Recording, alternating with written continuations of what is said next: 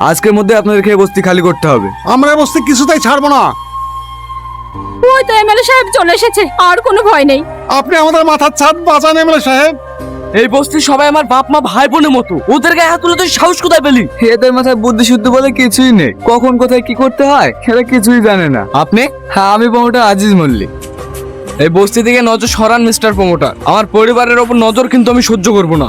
তুমি আমাদেরকে বাঁচাও বাবা। কোনো চিন্তা নেই চাচিমা, আপনাদের ছেলে আমি আছি আপনাদের পাশে। আমার কাছে কিন্তু কোর্টের পারমিশন আছে এমএলএ সাহেব।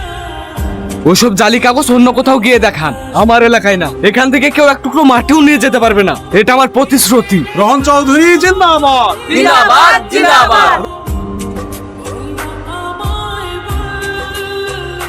বস্তির ওই জায়গাটা আমার প্রজেক্টের জন্য একদম পারফেক্ট, কিন্তু আমি যতদূর জানি আপনি ঘুষ টুস নেওয়া একদমই পছন্দ। কত দেবেন? হ্যাঁ, কত টাকা চাই আপনার? 10 কোটি, 20 কোটি, 25, 50 কোটি টাকা। ঠিক আছে। প্রচার কেমন চলছে ভোটে?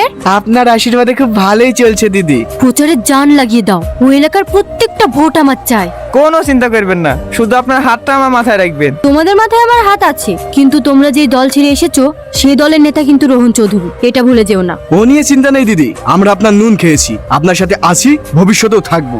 আরে মিজান বাবু, সব ভালো তো? হ্যাঁ, আজ হঠাৎ আমার বাড়িতে? সেই দিক দিয়েই যাচ্ছিলাম, ভাবলাম আমার প্রিয় বন্ধুর মুখগুলো একবার দেখে যাই। কি বলতেছেন বলেন। তোমার বউ মন্দির থেকে বাড়ি ফিরেছে? আর হ্যাঁ, ছেলের স্কুলে একবার ফোন করে খোঁজ নিয়ে নিও। হ্যালো, আরে বাপ্পা, দেখ তো এটা তুই কি না? আমায় ক্ষমা করে দেন, আমায় ক্ষমা করে দেন। তোরা আমার সাথে নিমখারামি করছিস? দেখো সাথী দেখো, তুমি কাদের ভরসায় তোলা হচ্ছিলে? এক মাঘে শীত যায় না রোহান, সময় আমারও আসবে। আমার তো খুব এক্সাইটেড লাগছে, দুদিন পর আমি দেশে ফিরবো। হায় হায়, সামনে ইলেকশনে তোকেই তো এমএলএ হতে হবে। না না, তোর মাথা খারাপ, আমারও সব পলিটিক্স একদম পছন্দ না। ঠিক আছে ঠিক আছে, তুই ডক্টর আছি, ডক্টরই থাক। কটায় ফ্লাইট তোর? এখন তো এখানে রাত, সকালে ফ্লাইটে উঠবো। দাঁড়া জিতু, তোর ভাবি ফোন করছে। বলো জান। এমএলএ রোহন চৌধুরীর সময় হলো আমার ফোন রিসিভ করার।